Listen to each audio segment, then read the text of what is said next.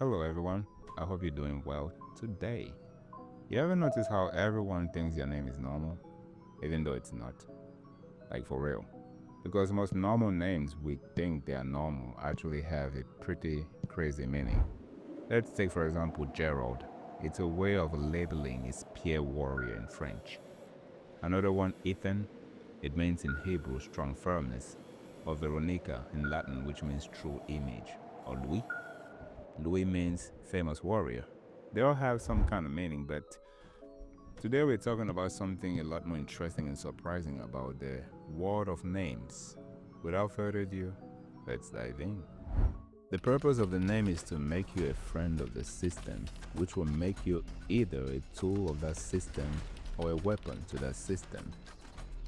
The three reasons for you having a name are in reality principles, but you are not supposed to know that they are called principles. The principle of identity, the principle of traceability, and the principle of limited power. So far as you adhere to these three principles, you're a friend to the government, but if you don't, just like John Wick, you become a foe to that government or that system. But even if you decide to follow these three principles, there are still names that are completely forbidden. And there are two kinds of levels of those names. The first level is kind of the basic names. Some names that are so basic that you'll be surprised why they are banned in other countries. For example, in Saudi Arabia, a name like Alice or Linda is completely forbidden, which is strange. In Morocco, Sarah. You go for Portugal, you cannot call your kid Tom, or you cannot call your kid in Iceland Harriet or Camila.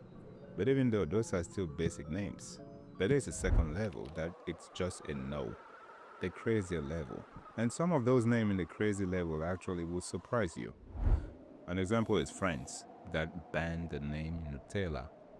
Why would you want to name your kid Nutella? If you don't know what Nutella means, it's in Italian. It comes from the word nut, which is nut, and ella, which means small. Small nut, small balls. Why would you want to name your kid like that?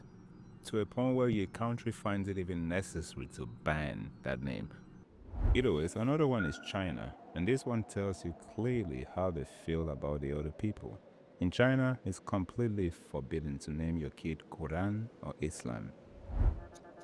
Yikes.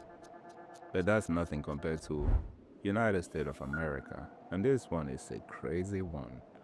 Check the list for yourself. And if you don't notice anything weird, let me tell you. In this whole list, you see Jesus Christ, but you don't see the name of the devil, Lucifer, or anything. And I did the research, and yes, there is a federal law that prevents you from naming your kid Jesus Christ or Messiah, but there is no federal law that prevents you from naming your kid Lucifer or any of those kind of garbage names. So I'll let you be the judge. All I can say as an American is that this is sad. Anyways, let's go to the big shot, God. Where does the name God comes from? Why do people like using Amen or Amun or Amin at the end of the prayer? Why do Kemetic people choose that word intentionally? Well, let me unpack it for you, starting with the first one. The word God originally comes from the word Ra, but it happened that in the Slavic area they were speaking Proto-Indo-European, and because of that the word Ra became Rad, but was written as Rod. The direct kid of the Proto-Indo-European language is what we call Proto-German language. But this language has very few differences, and one of those differences is R being G. And so the pronunciation of Rad became God, and the spelling or the written version of Rod became God. And because of the influence of Germany in the whole Europe, the word was simply adopted by many countries.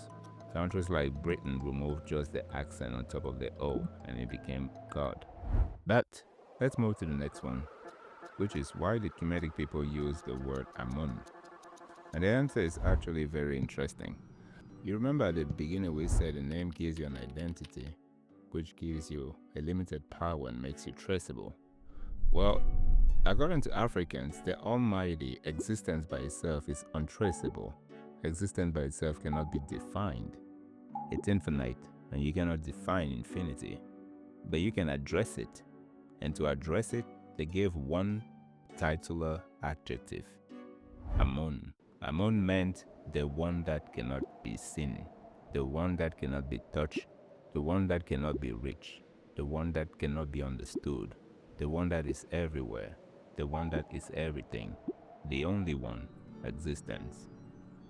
Bottom line, it's a title that holds all form of titles to describe the Almighty, the infinite, existing by itself.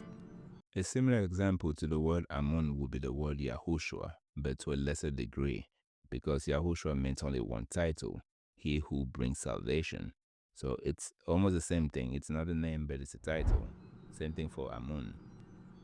And from here we get into the third point, which is the reason why you conclude your prayers with Amun, or Amen, or Amin, which is simply a hope for existence to hear our request or our prayers and to bring it in reality. So it's a form of manifestation when you say Amen.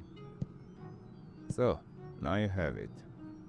Everything that I knew about names. I wanted to share this video with you because I was actually very excited to do this.